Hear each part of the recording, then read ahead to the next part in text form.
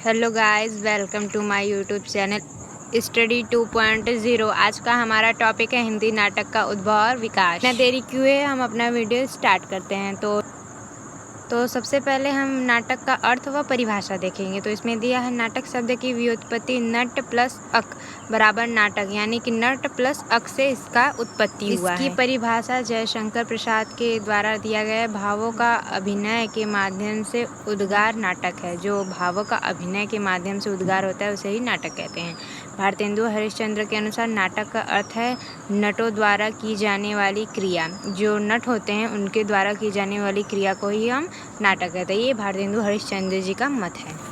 जो हमारे William Shakespeare हैं उनके द्वारा कहा गया है नाटक दर्पण के समान है, जिसमें प्रकृति, स्वरूप, बिंब, युग, आकृति तथा उसके प्रकार बिंबित होते हैं। ठीक है, अगर आप लोग इसका स्क्रीनशॉट मारना चाहते हो तो मार सकते हैं। अब हम अगला टॉपिक देखते हैं। अब हम देखेंगे हिंदी नाटक का उद्भव कैसे हुआ है। हिंदी में नाटक लिखने का विकास आधुनिक युग में हुआ था। हिंदी को लिखने का विकास आधुनिक युग में ही हुआ था, क्योंकि इससे पूर्व के हिंदी नाटकों के नाट्य कला के तत्वों का अभाव है। जो इससे पूर्व था उसके हिंदी नाटकों में नाट्य कला का तत्वों का अभाव था।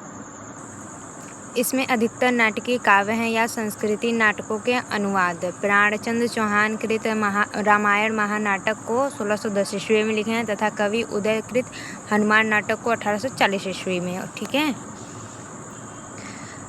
पद्यात्मक प्रबंध नाटक रचनाएं नहीं। अन्य नाटककार भारतेंदु जी के पिता गोपालाचंद्र गिरधरदास ने नहुष 1857 ईस्वी, गणेश कवि ने प्रभुमन्य विजय 1863 ईस्वी में तथा शीतला प्रसाद त्रिपाठी ने जानकी मंगल को 1868 ईस्वी में लिखा है। आदि नाटकों की रचना की। जानकी मंगल ही नाटक गुणों से संपन्न है। जो जानकी मंगल है वही नाटक गुणों से संपन्न है, जिसका मंचन बनारस में हुआ और इसके एक अभिनेता भारतेंदु खुद थे। परंतु तब तक भारतेंदु जी ने विद्या सुंदर 1868 ईस्वी में नाटक प्रकाशित हो चुका था। जो भारतेंदु जी का विद्या सुंदर था वो 1868 ईस्वी में प्रकाशित हो चुका था, जो संस्कृत की चौर पंचाशिका कृत के बंगला संस्करण का छायानुवाद है। इसलिए हिंदी में नाटक लिखने की परंपरा का आरंभ भारतेंदु हरिश्चंद्र से माना जाता है। खड़ी बोली में लिखा गया पहला नाटक राजा शिव प्रसाद सिंह का शकुंतला 1863 ईस्वी है, जो कालिदास के अभिज्ञा शकुंतलम का हिंदी अनुवाद है। भारतेंदु हरिश्चंद्र ने कालचक्र में नहुष को हिंदी का प्रथम, जो नहुष है उसे भारतेंदु हरिश्चंद्र ने हिंदी का प्रथम नाटक माना है तथा शकुंतला को द्वितीय और विद्या सुंदर को तृतीय नाटक स्वीकार किया है। वही दशरथ ओझा ने 13वीं शताब्दी में नाटक गाय कुमार राज को हिंदी का प्रथम नाटक माना है। भारतेंदु जी ने न केवल हिंदी के मौलिक नाटकों की रचना की, अपितु उन्होंने दूसरी भाषाओं में श्रेष्ठ नाटक के रचनाएं अनुवाद भी किए। यही नहीं, उन्होंने नाटक शिल्प पर प्रकाश डालते हुए नाटक नामक आलोचनात्मक रचना में नाट्य कला के तत्वों का उल्लेख करते हुए नए नाटककारों को दिशा निर्देश दिया, जिससे वे जन रुचि के अनुकूल नाटकों की रचना कर सके। उन्होंने युगीय परिस्थितियों को ध्यान में रखकर ऐसा किया।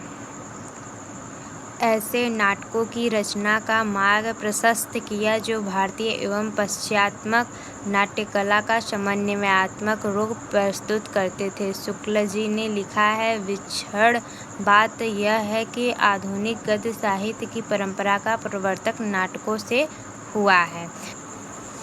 अब हम लोग हिंदी का प्रथम नाटक देख लेते हैं। डॉक्टर दशरथ ओझा ने गय कुमार रास, जिसे दल्हड़ ने लिखा है, इसे मानते हैं। भारतेंदु हरिश्चंद्र नहुष को मानते हैं, जिसे गोपालाचंद्र ने लिखा है। डॉक्टर बच्चन सिंह व आर शुक्ल ने आनंद रघुनंदन को माना है, जिसे रीवा नरेश महाराजा विश्वनाथ सिंह ने लिखा है। गणपति चंद्र गुप्त, जिसे ओरछा विजय को मानते हैं, जिसे विद्यापति ने लिखा है। नागरी प्रचार सभा काशी आनंद रघुनंदन को मानते हैं। लेकिन हम आप लोगों को बता दें कि आनंद रघुनंदन ही हिंदी के प्रथम नाटक है। तो तो आप लोग इसे देख लीजिए। अगर स्क्रीनशॉट मारना चाहते हैं तो मार सकते हैं, ठीक है। अब हम लोग हिंदी नाटकों का विकास क्रम देख लेते हैं। नागरी प्रचारणी सभा तथा काशी हिंदी साहित्य कोश के अनुसार पूर्व भारतेंदु युग 1857 से पूर्व, जो हमारा पूर्व भारतेंदु है उसे 1857 से पूर्व माना जाता है, जिसमें नाटक का विकास हुआ था, तथा भारतेंदु युग को 1857 से 19 ईस्वी तक माना जाता है। प्रसाद युग को 1900 से 1930 ईस्वी माना जाता है, तथा प्रसोत्तर युग को 1900 से अब तक माना जाता है। तो ये था नाटक का विकास क्रम। तो प्लीज़ गाइस मेरे वीडियो को लाइक एंड चैनल को